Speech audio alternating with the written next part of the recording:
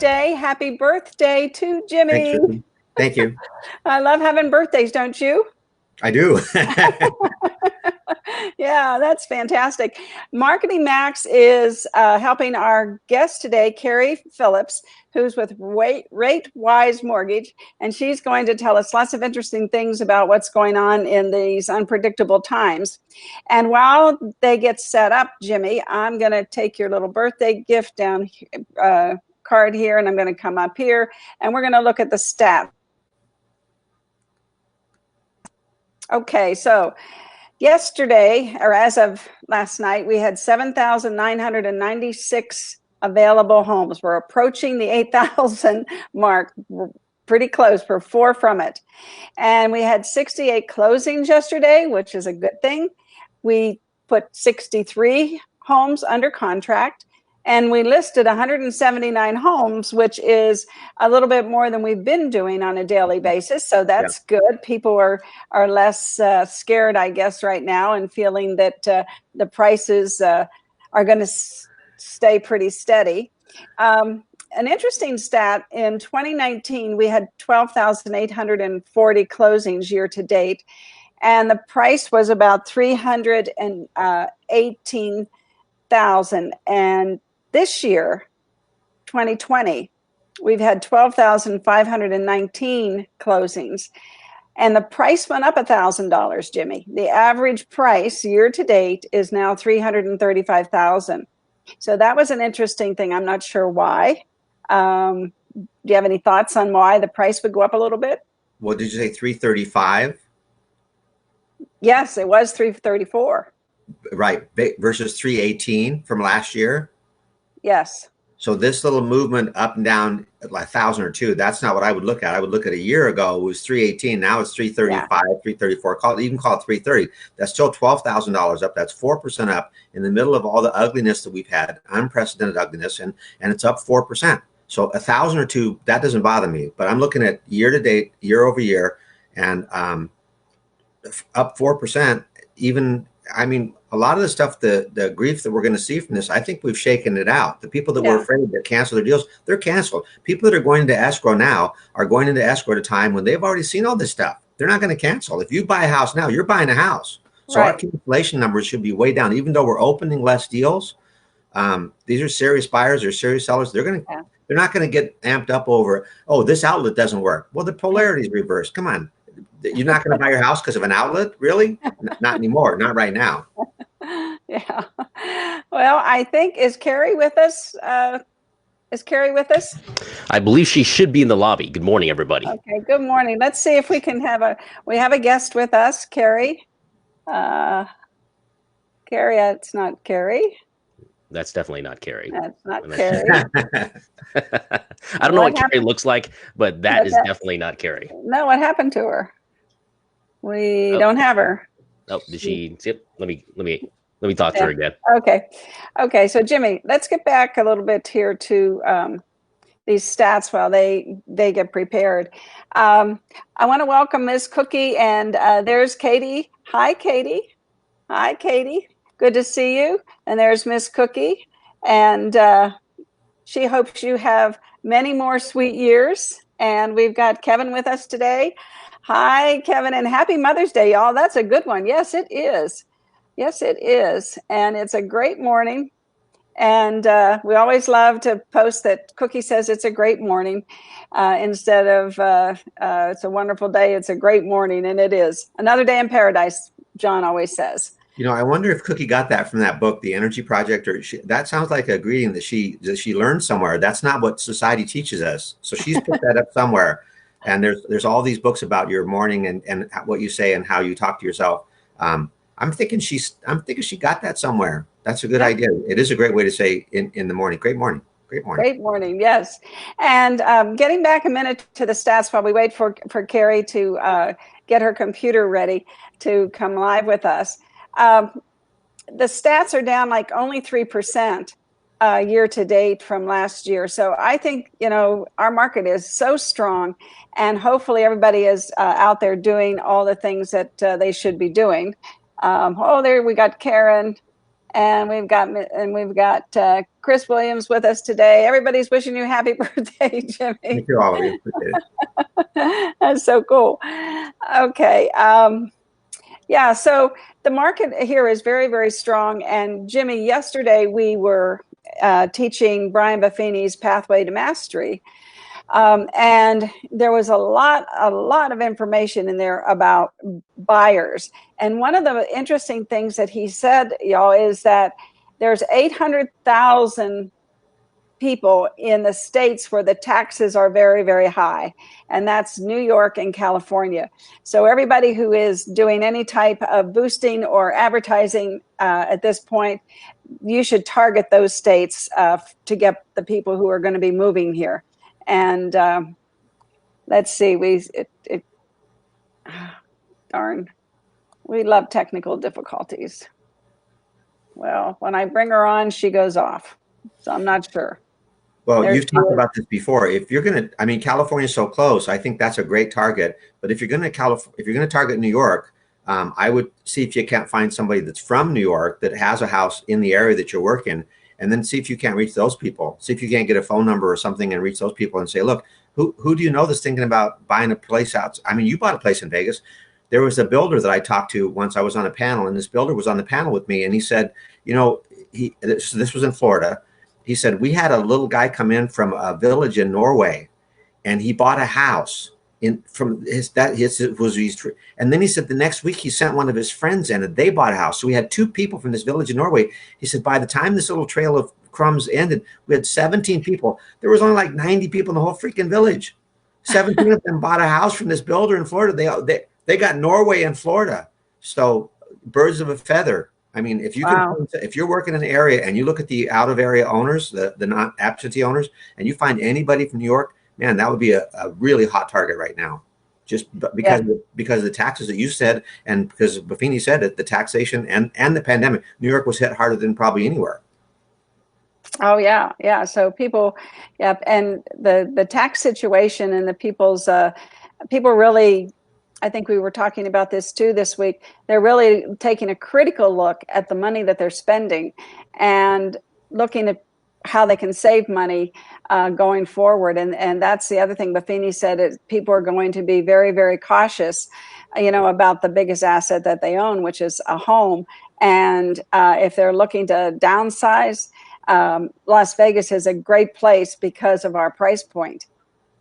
And the climate, New York's climate, I mean, it's not great. That's true. It's true. But California, I mean, that's an amazing, I mean, the price is there, and people are still buying homes there, and people are still selling homes, and a lot of the first-time home buyers now are millennials, and the first-time home buyers have inched up a couple percentage points, and the investor market has inched down a couple percentage points. So that means that your first-time home buyers won't be competing with as many investors as they had been, which is a good thing, because a lot of these times when the houses are less expensive, or the starter homes for first-time home buyers, the cash buyers come in with cash, the investors, and guess which one the seller picks? It's not the first-time home buyer. Mm-hmm. It's the sure thing. So that market is loosening up for us, which is really good. Well, and you brought up a tool not too long ago called NerdWallet. Yes. And on NerdWallet, you said there's a comparison between what it costs to buy a house in California, housing costs in different states. And so that's somebody else saying, look, you know, why don't you consider Nevada or Las Vegas over California, because you could buy another investment house in California, or you could buy an investment house in Vegas and have someplace, you know, a plan B, and all your eggs aren't in one basket. So yeah, right. The NerdWallet thing was that's a good mention. Yeah, and it's a great thing to on your business page to do a comparison and then boost it out there to California. You know, and you can do it city by city. So you can do like 5 or 6 different booths and tell people who live in San Francisco, you know, it's like a 40 to 45% difference in the cost of living. We're that much cheaper than San Francisco. And that's it's not just housing. Yeah, it's exactly. It's not just the housing. And so when you start putting that information out there to people consistently, especially now, they're at home watching. So it's a good time to do it.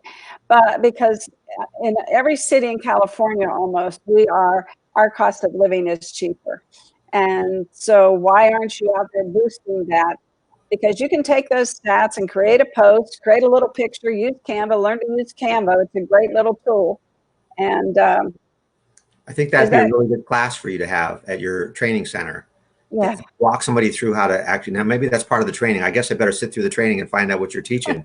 Right. But you know, this came up the other day. What is the average credit score in the US? And I looked it up last night because I was told it was 700 and I got a lot of pushback on that. Jimmy, it's not that high, it's not that high. Well, I Googled it last night and it said that the average credit score, depending on which, you know, Experian or whatever that you look at, it's between about 680 and Nevada is actually 685. We're actually higher than the average for the nation. 685 is the average credit score. And the other one is at 707. So somewhere between 680 and 707 is what the average is credit score. And so when they talk about, well, you're going to need a 640 or 660 or 680 credit score, hell, that's average. If you're buying a house, you're probably the average credit score. If you're not, you need help. Right. Do you not have your earphones today? I don't know how to put them in this machine. I'll see if I can figure it out. I'm just so glad I have a machine to work because my power cord is, I left it at the office and I'm not at home, so I can't. I can hear some background noise and there's a clicking. Is something clicking in the background? That's probably Max trying to get Kari in the broadcast. Well, I muted. That's me. Okay. I'm looking.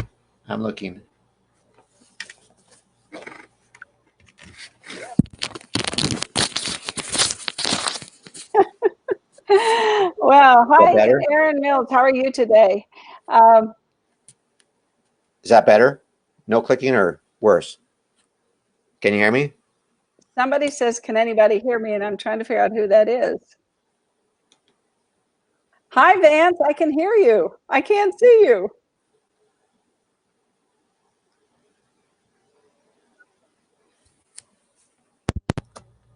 I'm not going to be able to use the headset because I went silent. Okay. Let's see. Is that Vance? Here comes Vance. Hi, Vance. Hey. How you guys doing? We're doing good. Vance is an appraiser in Las Vegas. And sorry, I'm out at the lake right now, but I can answer questions and whatever you need to know. You look like you're having a good time. Absolutely. Don't ever pull them in. So, Vance, our show is a little bit disjointed today. We've been trying to get Kari on, but she's having technical issues. So here's a question for you. So what are you seeing when you're appraising homes right now? What's different than before COVID-19 happened? Well, it's, you know, we haven't really seen the major effects yet of the COVID-19. I think the transactions have slowed down as far as appraisals. We're probably down 25, 30% in April on how many purchase transactions we're doing, you know, from an appraisal standpoint. So that's kind of one of the things we've seen. Also, you know, we expect the market to slow down as far as values. Obviously, we haven't been increasing a lot over the last year. It's been pretty stable with, you know, maybe some minor, you know, increases here and there. But overall, we've been pretty stable. But we kind of expect that to possibly change. We just don't know the timeline on that. We don't know how long it's going to take to start seeing this. We have seen more listings in the market. I think we're about 8,300 active listings that have no offers on them right now. So that's kind of up a little bit. But we really haven't seen any value declines yet. That's important. That's the best news. Yeah, and again, you know, it takes a while to establish trends, and appraisers are going to be really hesitant and reluctant to start marking stuff, you know, declining until we actually have some good data and enough data points to back that up. So yeah, that's kind of what we've seen so far. I think it's going to take a bit for everything to happen. I don't see it all of a sudden just tanking overnight, but I do anticipate, with unemployment rates as high as they are, we've got to have a significant drop in real estate values coming. I just don't know when that's going to be. Well, you know, according to the stats that we know, 70% of the country is employed. Exactly. I mean, we haven't seen unemployment rates as high since the Great Depression. But 70% are still home buyers out there. So it's going to be interesting. We in the real estate industry don't really believe there's going to be a big drop. In fact, we just saw an edge up in the prices, and we don't see a big drop in the number of transactions. Where'd he go? Say that again, Ruth. Well, so I do the stats all the time, and we don't see a big drop in prices at all. In fact, they just went up $1,000. The average price is $335,000, and we do see a 3% decline in closings from last year to this year. So 3% really isn't that big. I know there was an article in the Review Journal that mentioned that 20 to 30%, and I just about fell off my chair because I don't know where they're getting their stats from, and I get them from the MLS, which is doesn't even include the new homes, and I'm sure people are buying new homes right now. So our market really isn't that bad from our perspective. We're still getting offers, we're still taking out buyers, and we're still listing homes. Yeah, it's a weird time in the market right now because when this stuff hit, we actually increased our business. I mean, I was doing a lot more appraisals right off the bat, and I think a lot of that was due to the refinance boom when the rates dropped. You know, a couple months there in a row or a couple of weeks, they dropped pretty good. So I think a lot of our business influx was due to the refinances. But again, in April, we definitely seen a slowdown in purchase transactions. I don't know what you guys seen on your end. I don't know if part of that's due to appraisal waivers or maybe just hybrid appraisals or desktop appraisals. But we did see a slowdown overall in appraisal business for April. So it's kind of a weird time. Yeah, I think April did go down. You know, it went down, and there was a lot of people that canceled. But what we see going forward is people aren't canceling. The buyers that are buying right now and people going under contract, they're serious buyers. They're not going to cancel. And so that's what we see from our perspective. And with the low rates and the rising rent rate, I don't know. I don't think it's going to be any disaster. And I think everybody's adjusting to the change. What do you think, Jimmy? Well, it's too soon to tell the final outcome, but we haven't seen any big changes. As Vance said, the refi market's up. Title companies have almost as many deals as they did before because of all the refis. They still have escrow and title insurance. And it's such a small number considering, the fact that we were completely shut down. It's such a small number, and considering the fact that the unemployment went up as much as it did, I almost see this as really a reset button for us. It's a training opportunity for us to learn how to use these types of tools better. And maybe instead of spending time driving to a lot of places, we're thinking more about our travel. And when we're getting outside, I think it's just, they're training us by force to learn a new way to work. Yeah. And it looks like we lost Vance. He was very preoccupied, but it was nice of him to stop by. And I don't think Max is being successful getting Kari on yet. But some of the questions that we were going to ask Kari, you and I can go over these and probably answer them with what we know as well. And it's what should homeowners know about not paying their mortgage right now? And I guess we're talking about the forbearance program. And I think Sheila was very good yesterday in our Pathways to Mastery class, telling us that people should be careful about this. There's no real clear-cut idea that FHA has come up with what they're going to do. Well, and as you said, 70% of the people are working. They really have no reason to look at this. If you can pay your mortgage, you pay your mortgage. And this, it's not an issue. When they came out with, loans, unemployment loans, and real estate agents were able to get, $1,200, I didn't even apply. I'm working.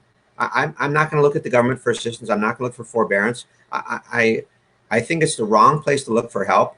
And if you're a homeowner and you're working, you have no reason not to pay your mortgage. And if you're a tenant and you're on fixed income and you have money coming in, yes, the United Way will maybe help you with your rent. But if your income hasn't changed, you pay your bills. Well, yeah. And so what the FHA is considering is putting the forbearance. Oh my gosh, is that Kari Phillips? Let's see if we can get Kari on, because Kari, can you hear us? Now we can see her. We can see her, but she can't. Can you hear us, Kari? FHA is so government backed that if you have an FHA loan, hey, there she goes. Hi, She's Kari. better answered. Kari, you're just in time to help us with one of these questions. Maybe. If you're FHA, I can see those payments getting pushed to the back, but I don't know if they're going to ask you for justification. Why did you not pay your payments? If they ask you for that, and you can't say, well, I was out of work or my income stopped, because there's always been, if there's an income interruption, you have to prove if your income was interrupted, why? Yeah. You know, did you change industries? Did your whole industry suffer a slowdown? Did you take some medical time off? You know, why did your income stop? If we're going to give you a forbearance and we're going to move those payments to the back, they're not going to forgive the payments. But if they move them to the back, loan, just extend your loan life 3 or 4 months or 5 months or whatever. And if you got a 30-year loan, you probably weren't going to pay it off over 30 years anyway. Probably sell the house in 10 years. So you have a little bit higher principal balance is all. Yeah. And one of the things that Sheila Merrill brought up with Nova Home Loans is that the banks are in business to loan money. And so I'm sure that there's going to be some considerations about this pandemic period. Hopefully it will soon be over. When people go to buy homes and did have some financial hardships, I'm sure they're going to look at that, and the underwriters have to give it some kind of a pass. Wouldn't you think, Jimmy? I would think so. I would think so. Especially if it's a year or two down the road and the last 2 years you've been making your payments. I mean, typically credit reports, they're going to go back a year or two. They're not going to look back 3 or 4 or 5 years and say, hey, what happened 5 years ago? Well, we had COVID. Oh yeah, that's right. And they'll just pass it over. They won't even look at it. But if it's like 3 months from now, or you're trying to do something right now and you stop making your payments, now you got an issue. Yeah. I agree. I agree with that. And, you know, the refis are going to continue to be a big part of the mortgage business because the rates are so low. And especially now, I mean, people, again, we keep going back to people are looking at their expenses. They're looking to what they're spending. If they can save a couple $100 a month, which is $2,400 or $3,000 a year by refinancing, they're probably going to do it, don't you think? Well, Buffini said on his show yesterday, he said that his son and his daughter-in-law dropped their house payment $300 a month. That's right. Because they refied. Pretty significant. Yes, it is. And I had a thought there about that. Well, Ruthie, have you been out driving around since we went in this phase 1 with Governor Sisolak? Do you see any change in traffic or anything like that? Oh, now that well, we've opened up a little bit. Well, we come out of Red Rock and we're on Sahara, and then our office is on Sahara. And let me tell you, there's a lot more traffic. Yeah. And we were going to stop at Starbucks the other morning, and the line was so long, we just kept going. It's like, I don't think so.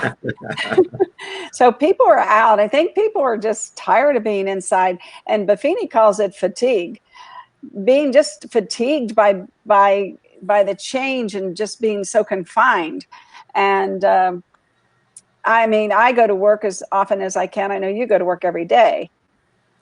Well, and being beaten about the head and shoulders with all this negative stuff, and this state's doing this, and these people died, and all. I mean, it's negative news out there, and that causes mental and spiritual fatigue as well. And when we start seeing some good news about, hey, we've hit the crest or whatever, we've hit the peak, and we're opening some things, and if we start seeing some good news, that's going to help us in our emotional and spiritual area. Buffini said yesterday on his live Facebook that he was very upset about the media, and because they're not saying anything good about anything. And so part of his circle, his 5-circle fit, is to limit your news watching to 30 minutes a day. And don't be a flipper going from one channel to the next, hearing all bad news from all the different stations, because that does dampen your spirits. You know, even though you think you're strong, subconsciously it is affecting you. And that lends to the fatigue as well. I can just, I didn't see that be live or broadcast by him, but I can imagine Buffini talking about, don't be a flipper. Don't be, only one should flip if somebody works for McDonald's. He's so animated. And, and that 5 Circle Fit Challenge is free if you're not on that. I mean, we've talked about it every day, just about the 5 Circle Fit Challenge. BuffiniandCompany.com/BC bonus. It's free.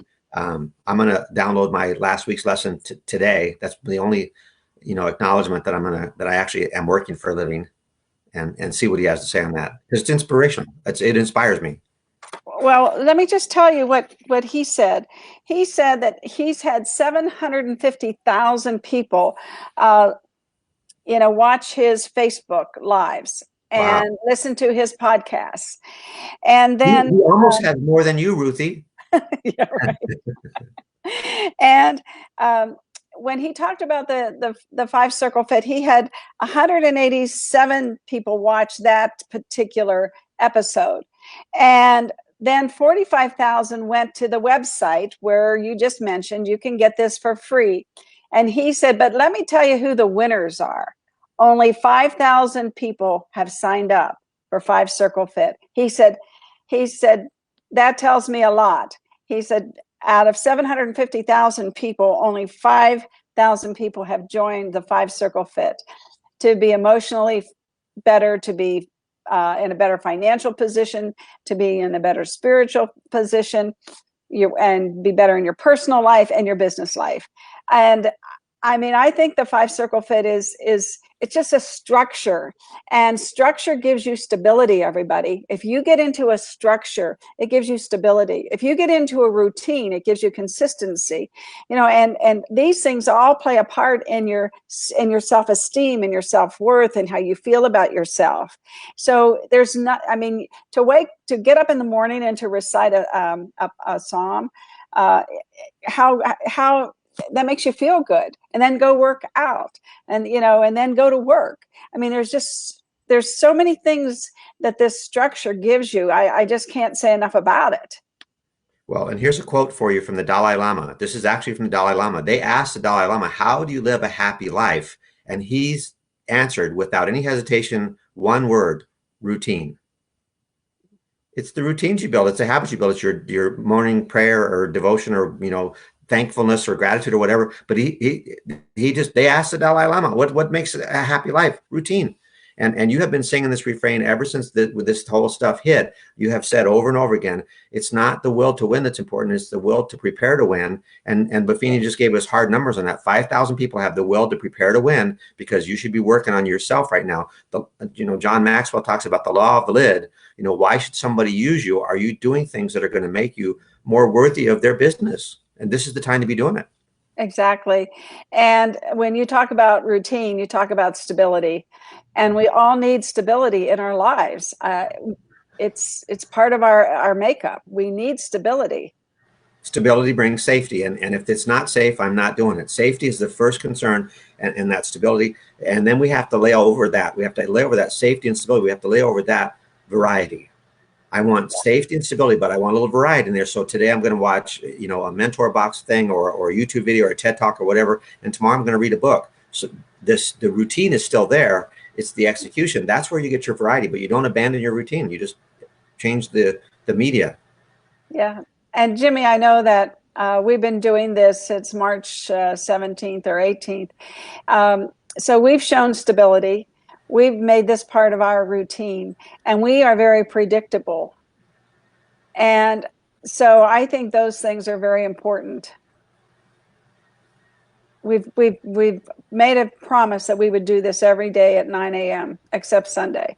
Well, and I know, as you said, you have Cookie on here and Karen on here, and some of the people that are just very, very consistent out of all the people that you have watch your stuff, because you have a big audience too. There's a few that are here really consistently. And Buffini just says, just so we know, Buffini says 4 days a week, 3 weeks a month, 8 months a year.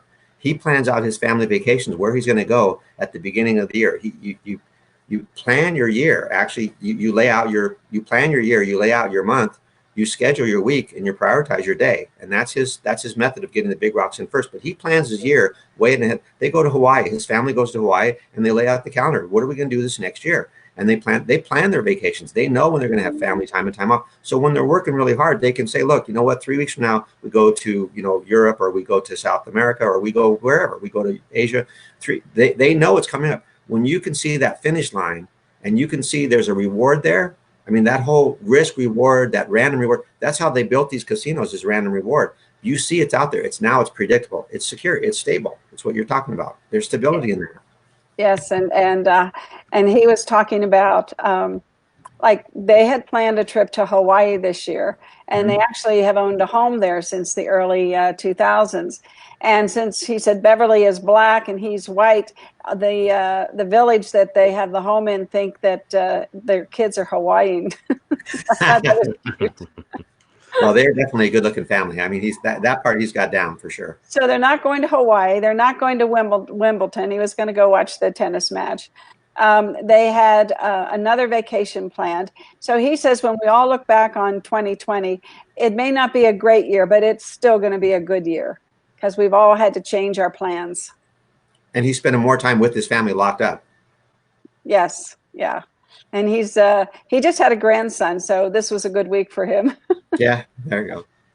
How you doing, Max? Pretty good. Unfortunately, Kari, we couldn't figure out the technology issue with Kari, and she had a Mac laptop, but it didn't have any batteries, so we're gonna have to reschedule her. I was curious too to see how the mortgage side of the business was coming along here. I caught a little bit about the appraisal stuff, so he hasn't really seen. Did he say that there was any leveling off of prices or anything like that from a comp standpoint? No. He said it too soon. The trend is, he said they take longer to have a trend. That's what he said. It's not a trend yet. It's a blip. Yeah, you got it. Perfect. So, I mean, we'll see, right? But we're only down 3% from closings last year to date. Yeah. So, yeah, we're down like, let's see, what does it say?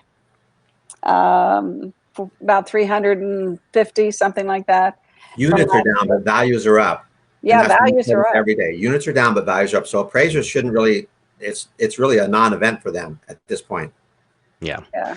I don't know. We'll see a better trend here, probably August, you know, when we get the 2 months here, 3 months of the summer here and see where things are headed. So you know, like the appraiser said, it's probably too early to tell the trend, but things are looking good still, apparently. Yes. Yeah. I think so. And the rates, they're still down there. I didn't check yesterday, Jimmy. Are they like 3.5? Long term, yeah, you get somewhere, unless the builders are buying them down, and that makes it look even artificially lower. And the builders have the money to do that because they want to get rid of their inventory. But when you talk to people about interest rates, if they've been looking at the newspaper, like you looked at the RJ the other day, Ruthie, and you saw some numbers that just didn't make sense. Well, if I'm a consumer and I see the newspaper and I see like 5 builders saying 2.75, 2.85, I'm thinking the rates are below 3%, which is inaccurate. But you're walking away with a skewed perception. Yeah. It is still pretty low, though. Yes. Yeah. 10-year Treasury notes right down to 0.62 or something as of Friday. So mortgage rates probably are lingering, if you don't have any buy downs, probably around 3.5, 3.25 still. Yeah. And of course, we're telling people that inflation is on the way. I mean, you can't print trillions of dollars and not expect inflation to come. And I don't know how long that will take, but you know, what you need are assets, and one of the best assets we of course think is real estate. And as the inflation rises, so will the interest rates eventually. So today is such a great time to buy, you know, one of the biggest assets that most people are going to own, and at a low rate. And so in 4 or 5 years, you know, they're going to accumulate a lot more equity just because inflation is going to cause prices to rise. Would you agree with that? Full transparency here. I don't have an interest in Ruthie's school or her business or whatever. She hires me as a trainer, so I come in there, and that's all good. But Ruthie, you've talked about using the Facebook platform and stuff like that, and you have like a 3-day crash course that people can come in and learn. Yes. And is that coming up? Is it? I mean, is it coming up in May? Do you have one scheduled for May? Yeah, we're gonna do one the 24th, 25th, and 26th of May, and it's 12 hours.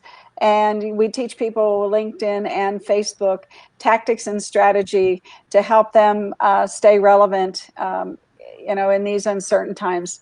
But you're actually in the room with your laptop. Is that correct? It's hands-on training. Yeah, hands-on. It's the 18th, 19th, and 20th. I'm a week off. Sorry. Yeah, because for me to sit and watch somebody else do it on a computer screen, that's not the kind of learning I need. I need my hands on the keyboard. Show me what to press. Let me go there. Okay, now don't help me. Let me try it myself. And if I can figure out after you show me once and then I try myself, now I walk away thinking I've actually got something. And if I implement it right away, I won't lose it. There's no substitute for hands-on training. And I mean, what other real estate companies or platforms or whatever are giving you 12 hours live instruction, 4 hours over 3 days? I have no interest in this, but I've got to tell you, if you fail to take advantage of this training, what are you doing? Yeah, are you coming?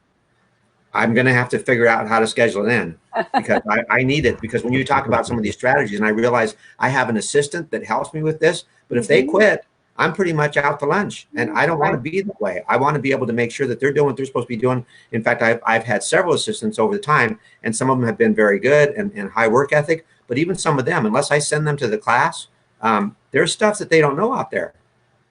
Well, and I think that it's important for you as a broker and a trainer to understand the nuances of Facebook and LinkedIn. And it's going to be it continues to be the future, continues to be stronger, and it continues to be the way people communicate effectively.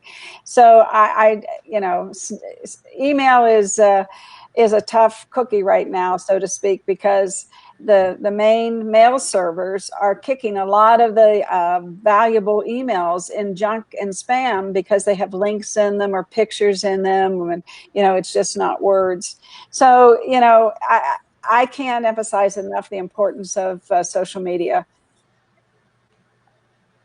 And Jimmy, absolutely, it's really the most effective way to reach people right now. Yeah. I mean, these last 2 months has been a proven.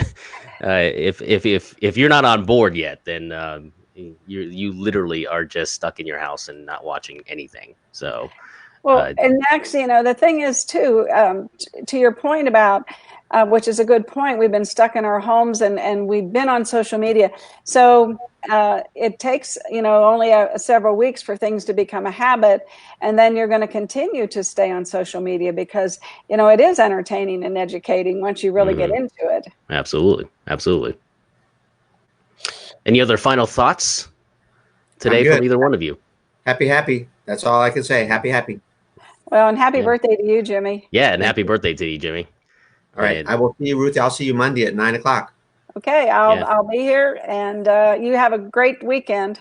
Okay, kiddo. Bye. Thank you. And happy Mother's Day to all the mothers out there. Absolutely.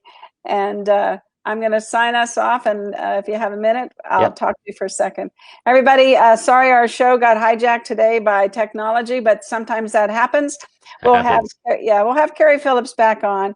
And this is her mortgage company. She's very good at what she does. Whoops, how'd that happen? So anyway, have a happy Mother's Day, wonderful weekend. Yes. We love you.